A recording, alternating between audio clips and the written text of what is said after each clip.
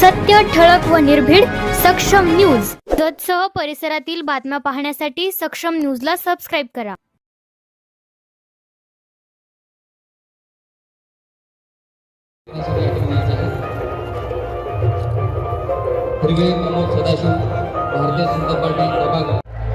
जत शहरामध्ये प्रथमच संपूर्ण भारतीय जनता पॅनल निवडून आलेला आहे आणि नगराध्यक्षपदाचा उमेदवार म्हणून मी 2500च्या वरच्या लीडनं निवडून आल्याबद्दल सर्व मतदारांचं मनापासून त्यांना हार्दिक धन्यवाद देतो. त्यांचा मनापासून आभारी आहे.